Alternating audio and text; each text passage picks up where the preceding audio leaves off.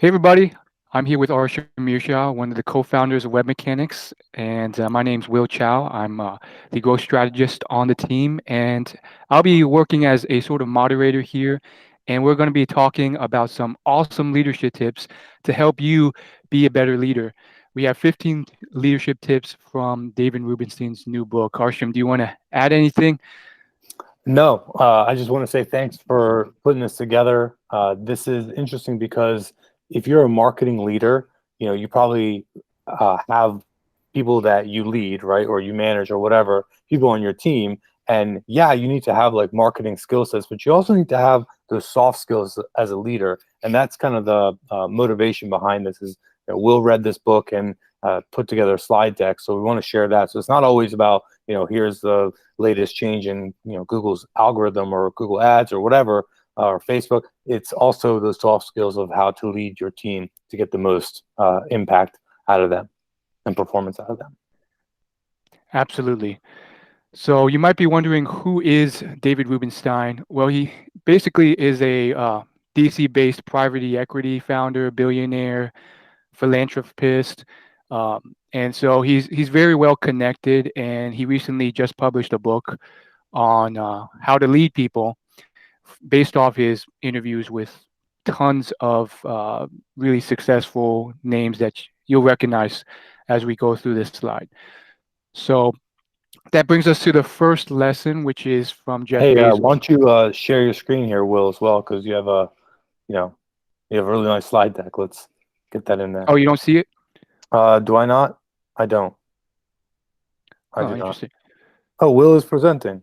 Oh, there we go. That's my fault. Pardon me, folks. Technical difficulties. Let's No do it. worries. Go ahead, Will.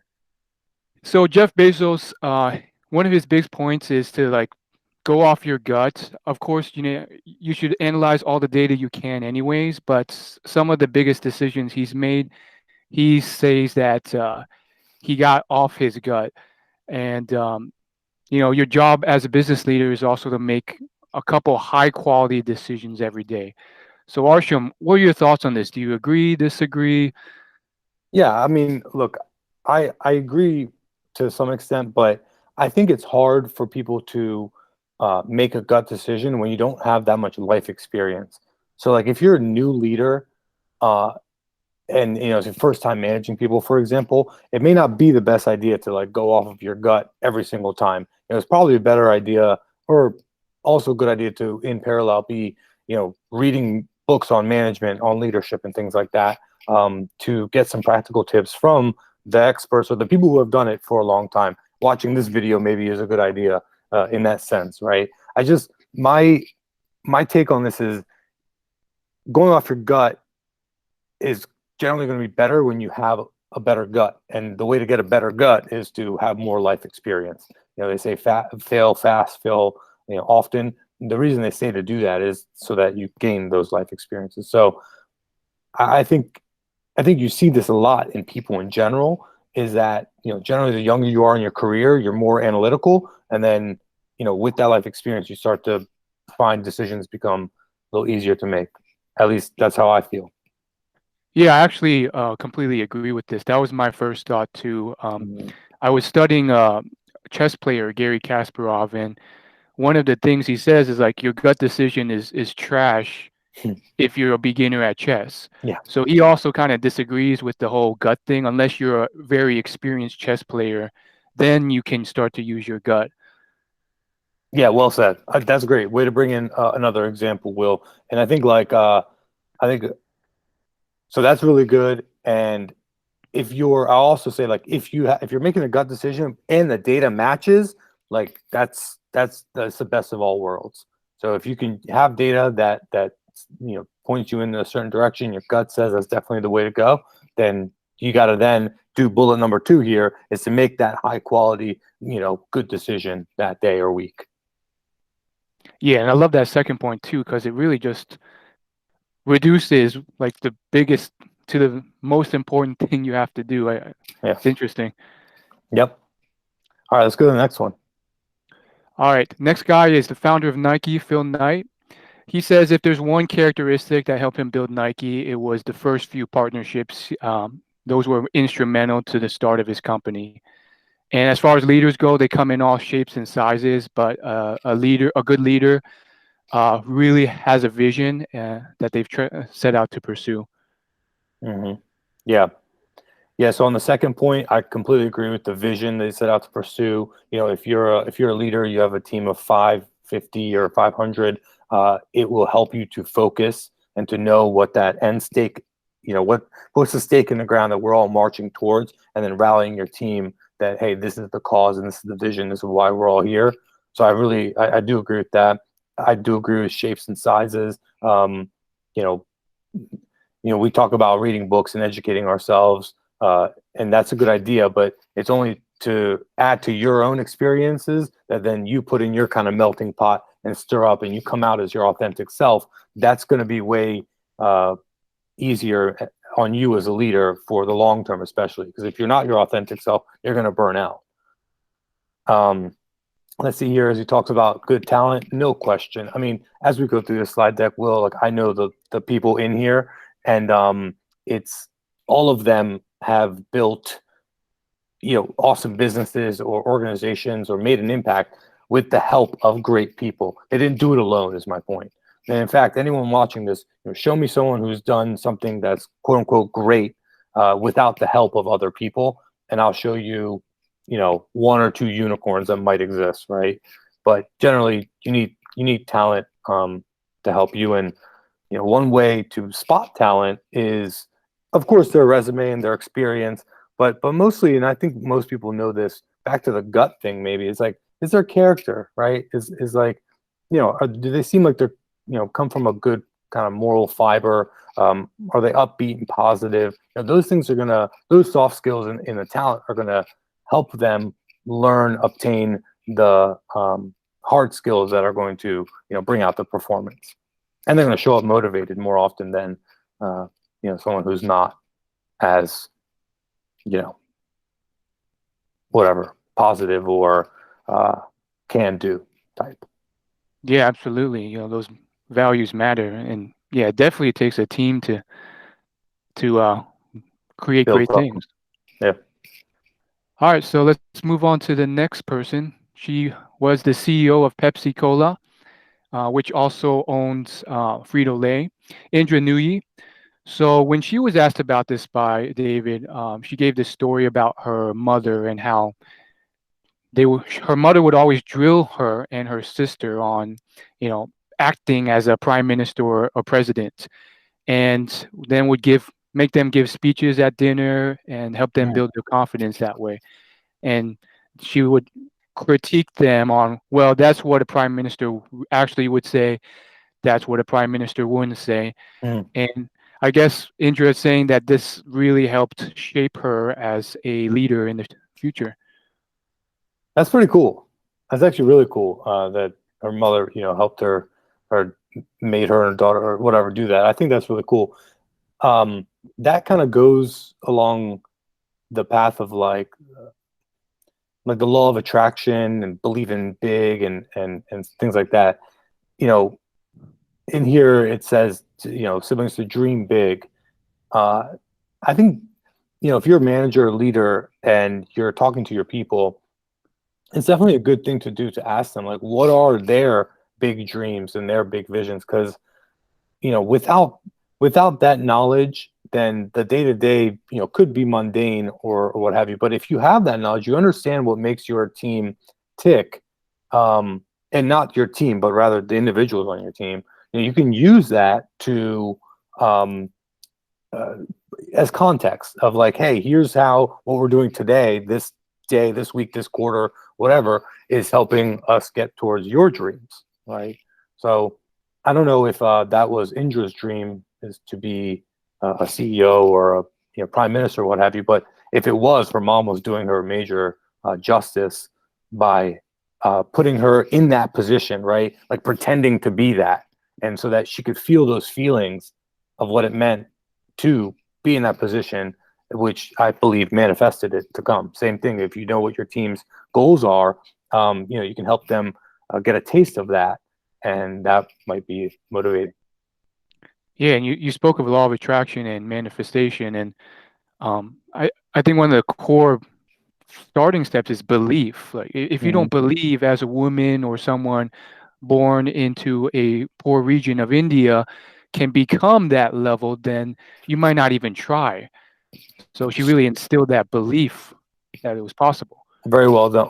Very well said. And one of the best ways to um, instill that belief is to pretend that you're there, pretend that you've made it, as much as you can, so that you can feel those feelings, and that's going to help, with the motivation and with the law of attraction.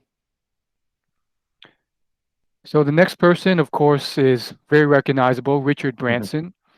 And he succinctly summarized a great leader as a great listener, loves people, sees the best in people, surrounds him or herself with great people, and learns to not do everything alone and delegate tasks well. What are your thoughts on this, Arsham? I think he Not kind of much. relates to you from my experience with you. Yeah, not much to be said on this one. I mean, nice job summarizing yourself, Will.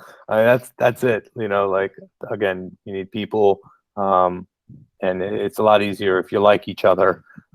And so, I think a good book, and Richard Branson probably read this a million times or otherwise wrote it himself, and he didn't actually, but How to Win Friends and Influence People. I know by Dale Carnegie. I know that at the end of that, influence people is not, can have kind of a negative connotation, but uh, generally speaking, the principles in that book, you can see Richard Branson definitely use them. Like one of the principles is take a genuine interest in other people, and I mean, he loves people, right? Yeah, certainly he takes a genuine interest in other people.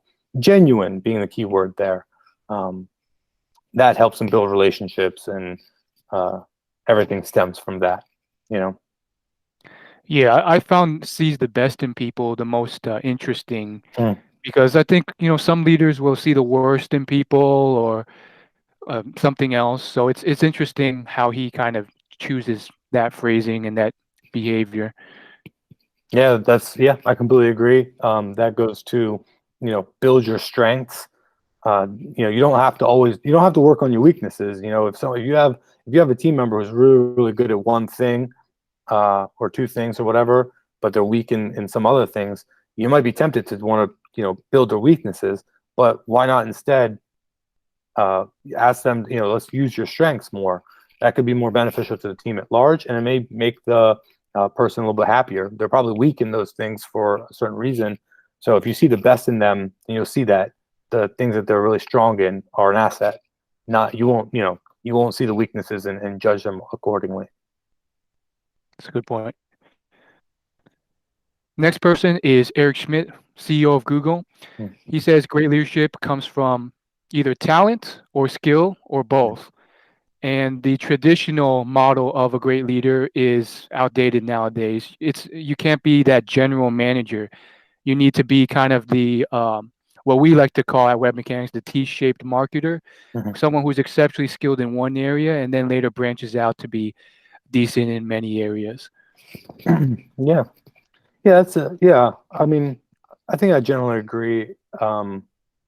Great leadership comes from innate talent, honing as a skill. A lot of leadership stuff that I've gone through talks about leadership is a learned skill. And there are, yes, like people aren't born a leader. You've heard that phrase, like, oh, he was born a leader or whatever. And like, yeah, certainly there are some people who are maybe have the personality, or they had more opportunities or something like that, such that they become a better leader. But certainly it is, actions that you take, such as educating and practicing and learning from your mistakes, that hone that skill. Completely agree with, you can't just be a general manager. There's a book called First Break All the Rules. It's I forget who it's by. It's by a couple of people, and it's a little older now. Actually, it's probably from the 1980s. I want to say, but they were onto something, and I think if I were to summarize the book, or at least the first several chapters, it basically says like you can't manage. If you have a team of 10, you can't manage all 10 people the same way. People are like snowflakes, are unique, right? They have unique desires and motivators and strengths, weaknesses, and you as a manager, a leader, need to understand what each person's is to then best utilize them within the team, bring out their their passion, their motivation, their skills for the team at large. So I agree see with the different traits. Mhm. And put it together almost like a puzzle. So good stuff, Eric.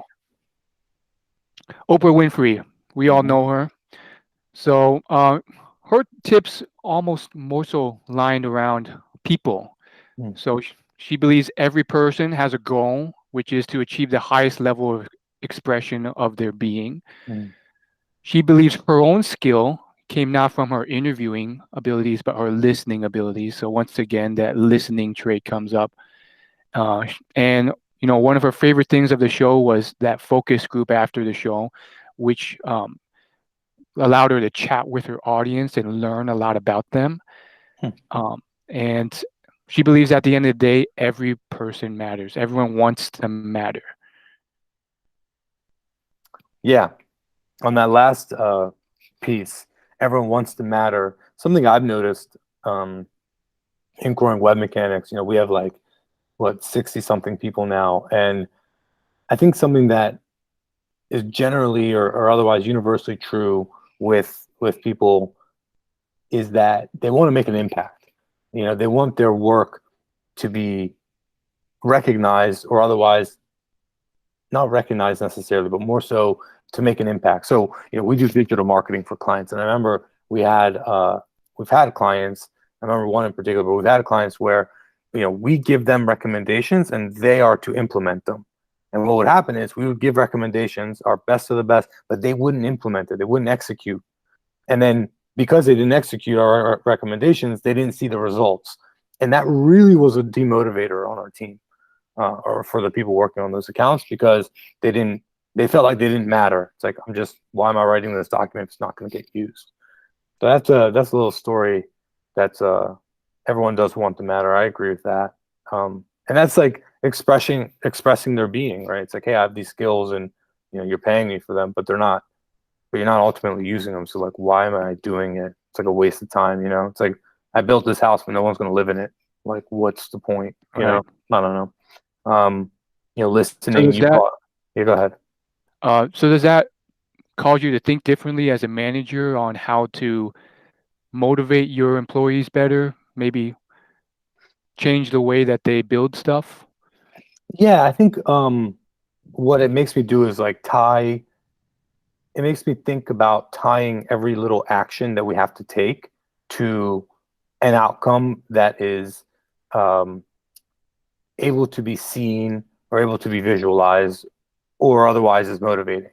So, hey, we're not just doing this keyword research to for the sake of it. We're doing it because it's going to fuel our content calendar. And why is that important? Well, it's because there are people out there that need this information that our subject matters have, and we got to help them. Why do we have to help them? Because it's going to help them better their careers, better their, whatever financial income or whatever. So, you know what I mean? You tie the kind of minute task to what it's going to actually produce. But you may not want to be like, hey, you have to program this user login because one day we want to sell our company for $1 billion, and you're going to have some, like that's like too far Too disconnected, far. right? Right. So it's there's a little balancing there. Gotcha. And to give you a little more context to the everyone wants to matter part, Oprah actually found that no matter who she interviewed, whether it was Obama, Beyonce, or people who were sentenced to prison for life, Mm. after the interview, they would always ask her, was that okay? Like, did I do a good job? Mm. And she realized that the real thing that they were asking was they wanted to be heard. They wanted their they wanted to matter, basically. Yeah, that's cool. That's pretty cool to think about, like Obama and Beyonce saying like, was that good? Like, did I do a good job? It's like, hey, you guys are like, the highest in your respective fields, right? And you're still asking if you did a good job. So it goes to show you that, like, no one is perfect, and uh, everyone wants feedback, which is another bullet 3 here. Focus groups. It's how Oprah's getting her feedback. Brilliant. How else are you going to learn but to hear from your constituents? And if you're a leader, your constituents are your team. So I think it's, talking about authenticity and vulnerability as a leader, I think it totally makes sense to ask your team for feedback on your leadership style and your management style. I think that's very much okay. And in Absolutely. fact, probably encourage. I mean, it's a little awkward, but it's how else are you going to know? Totally. Well said. So Ginny Rometty, CEO of IBM, she was the first female CEO, and she says when hiring, you look for curiosity and the propensity to keep learning because the world's constantly changing. But if someone doesn't have that innate curiosity, there's still opportunity to cultivate that and develop that in that person. Yeah. Yeah, there definitely is opportunity. I don't know.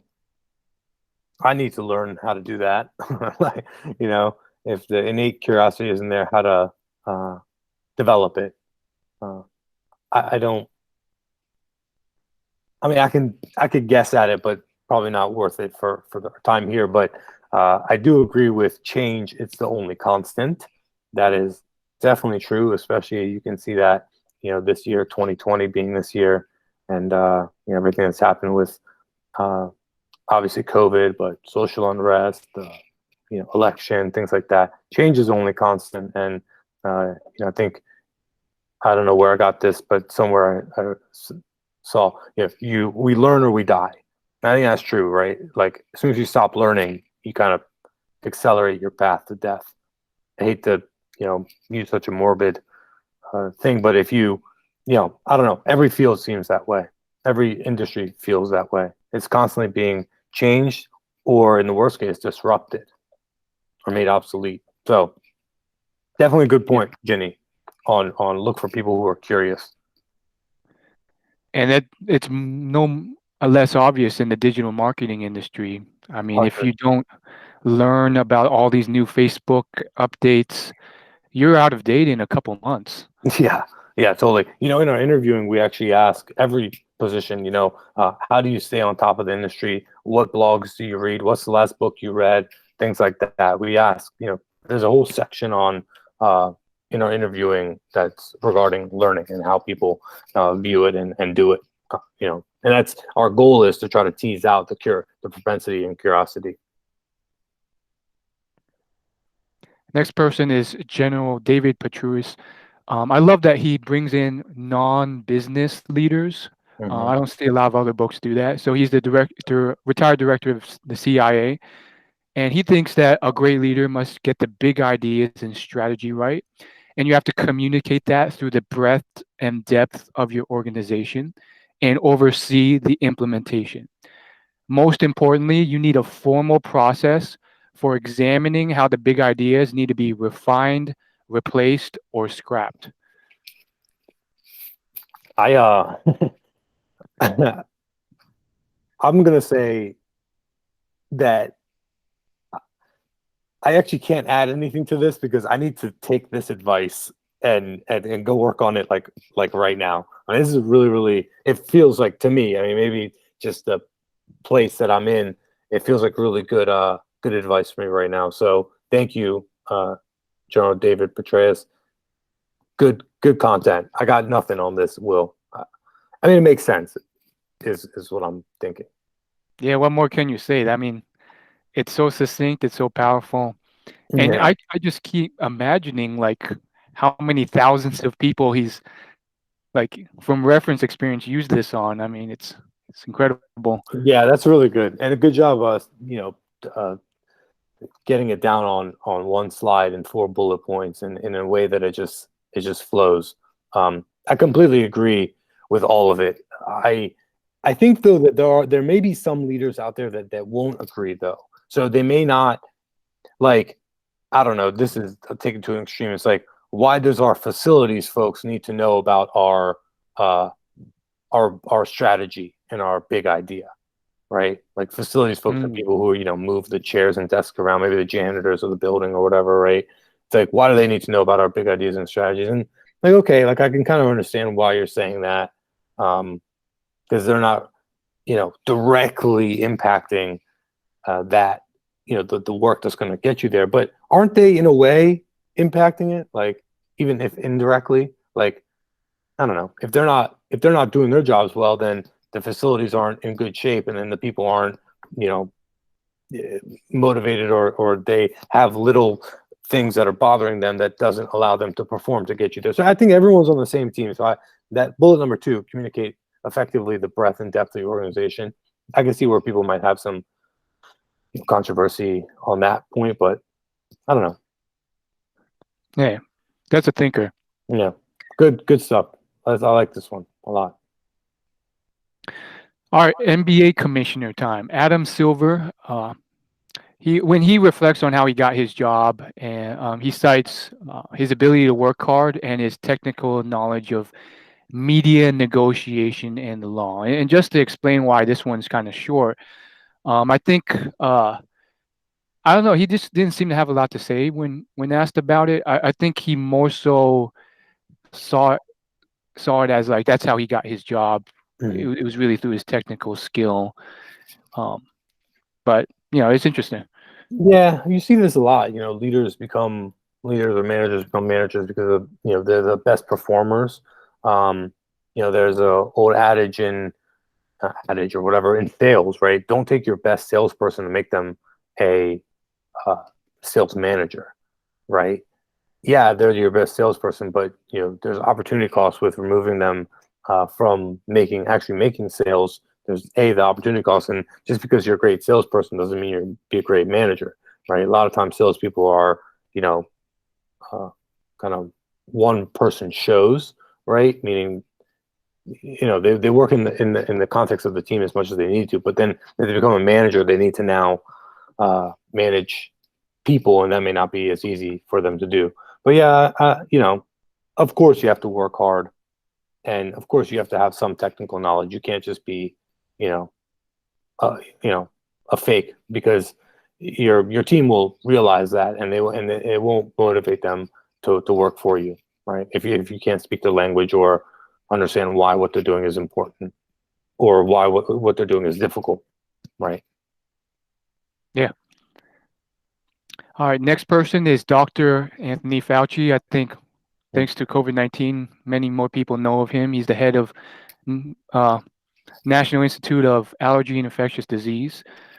So he says a great leader clearly articulates his vision, and he's observed that a lot of bad leaders fail to do this, which leaves the organization rudderless. Mm-hmm. Yeah, that's interesting. Left the organization rudderless, just floating out there, right? I'm imagining a little boat just floating in the middle of a big like lake or whatever, or the ocean. Yeah, we talked about this earlier about like putting the stake in the ground of like, this is where we want to go. So this is the vision, and then every task and every day and every quarter, every initiative or project is a step in that direction. And it's not a straight line, right? It's jagged line, but you're making progress. So back to the idea of articulating the vision, taking Petraeus and doing it to breadth and depth. I think that, good content. If you don't have a vision, then how do you know where you're going?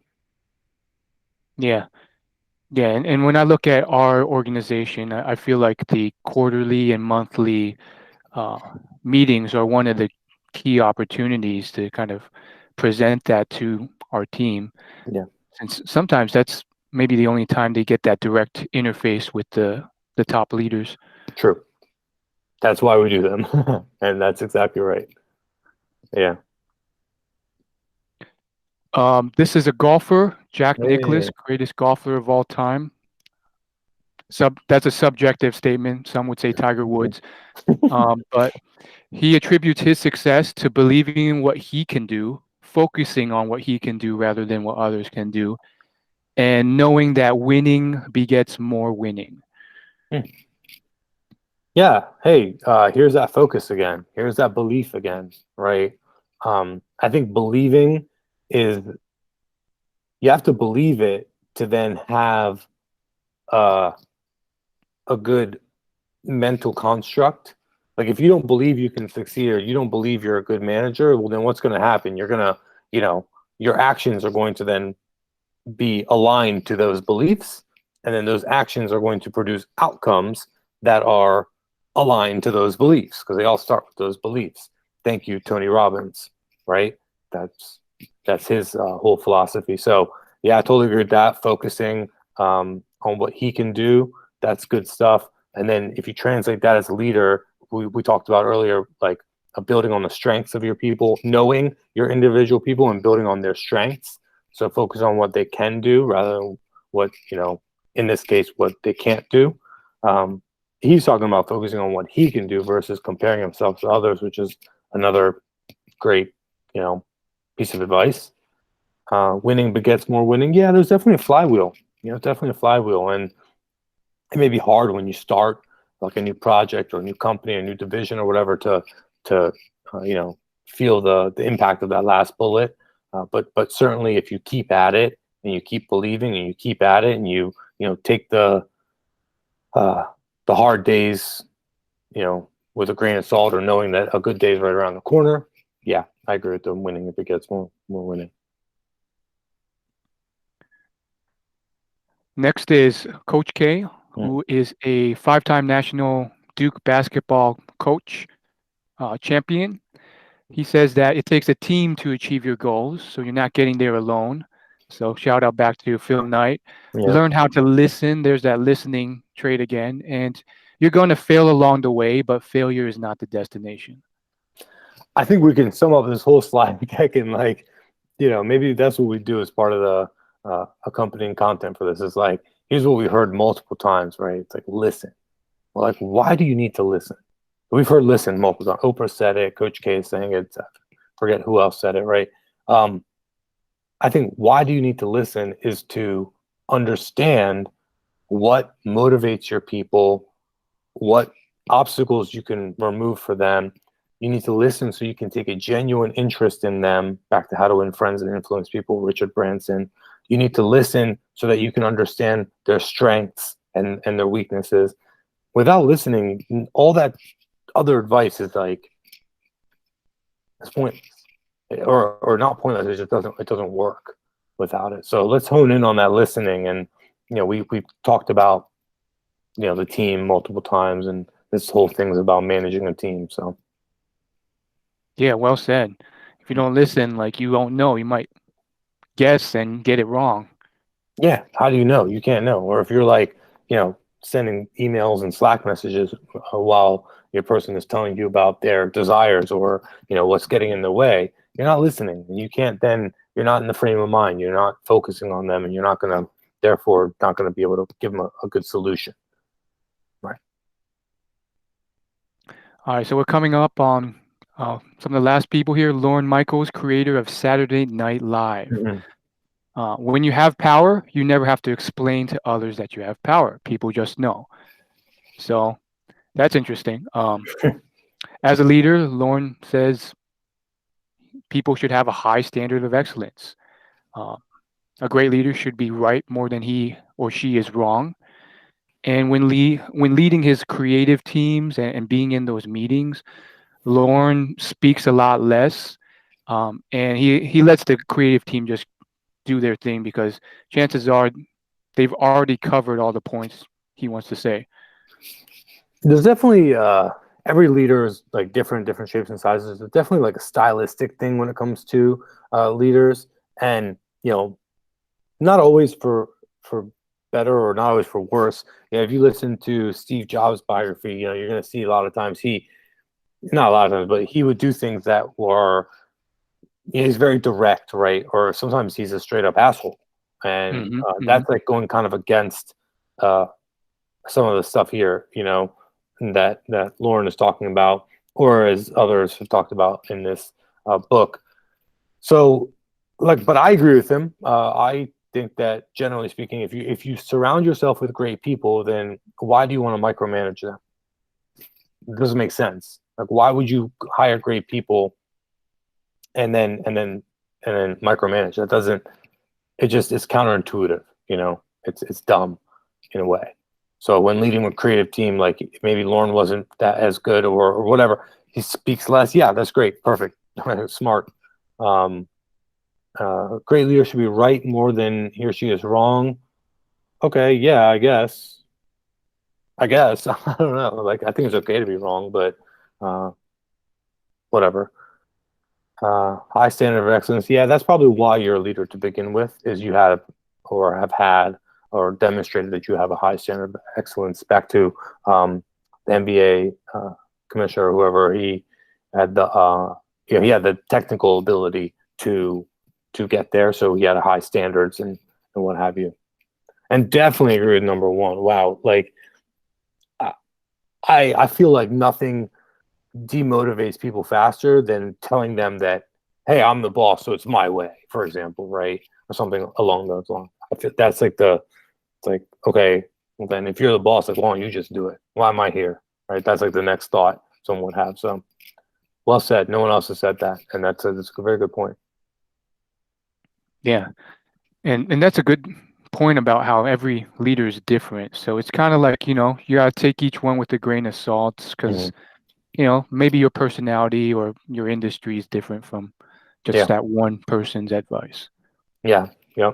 Or maybe you have a team that's a little more junior, or you're in a space where people, there's a lot of training needed or something. To your point, Will, like if your business or your space or whatever is such that you do need to micromanage for whatever reason, then that's what it is. You're not going to hire super experienced people because you have to micromanage them, or you need to give them a lot of feedback constantly, or whatever. You're going to train them on the job, and it all depends. So I think this is the last one. Yep.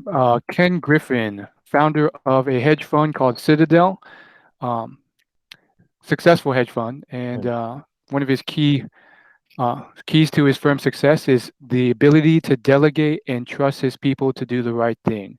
Sounds like Richard Branson. Mm-hmm. An analyst who has been studying one company for 10 years can make a better decision than he can. And he looks for people who are passionate about what they do because that fuels everything. Mm-hmm. That's good stuff, man. It all ties together. If you surround yourself with great people, the next thing to do is to delegate and trust those great people.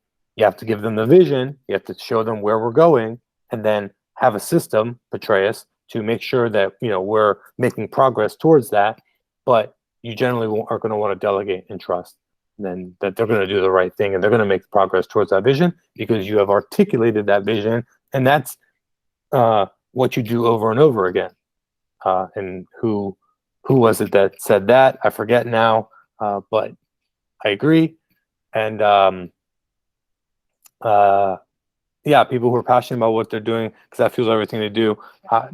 There are people on the WebMechanix team that have been here for the better part of a decade, and you can tell that they're passionate about what they do. It definitely fuels everything that they do, and I'm genuinely just grateful and lucky to have those people on our team. Because it's nothing is a better motivator than that passion, and I still don't know how to find or cultivate it. I can't write the book on it, definitely, but it's a powerful thing. It's like a powerful powerful drug, powerful whatever it is, Mm-hmm. that passion. And it probably kind of goes back to the curiosity. I think it was Indra who was talking about curiosity and learning. Maybe I'm wrong on that, or maybe it was Ginny. But yeah, it was Ginny. Okay, yeah, but definitely that curiosity. That's how you kind of can spot passion, is curiosity. I believe curiosity is a precursor or a cousin to passion. Interesting. So last slide is just kind of summing up some of the traits that I found. Mm-hmm. Arsham, feel free to add to this list, replace, delete. But of course, listening is number 5. I think that's the big one I saw. Number 1 I said was, and these aren't in order of priority, but Mm-hmm.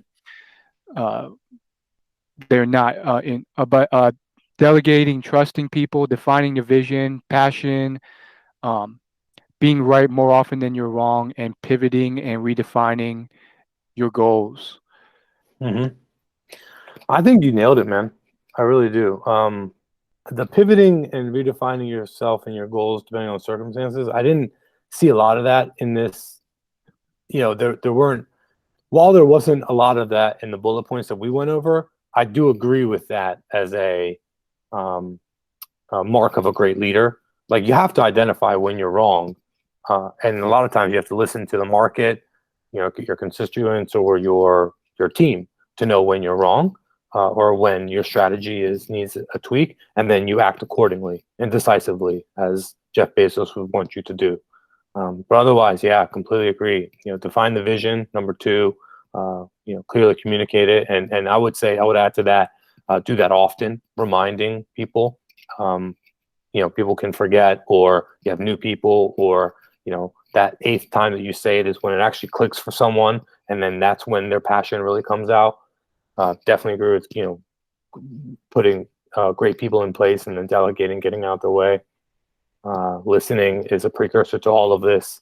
So really nicely done, Will. Thank you for putting this presentation together and getting me on the horn to talk about this stuff. Because again, like, it's the soft skills, right, of being a leader. It's knowing that you can't do it all yourself, and you need a team to get, to be in the bus or on the car, on the bus or in the car with you to get you to that destination. So then you need to motivate them. You need to have them work well together. And these soft skills are what help you accomplish that. Absolutely. Yeah, there's a lot of stuff, a lot of soft skills, a lot of EQ, emotional intelligence. But hopefully anyone watching this learned something. We have more great content on our WebMechanix blog at webmechanix.com/blog.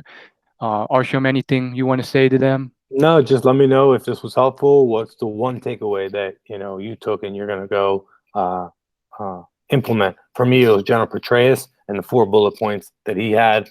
I need to go review them and write some paragraphs out on where we are today and where we can do a lot better. So that's what I'm going to do. And thank you. Share this, comment, what have you, and we'll see you next time. And thank you, Will. Take care, everyone.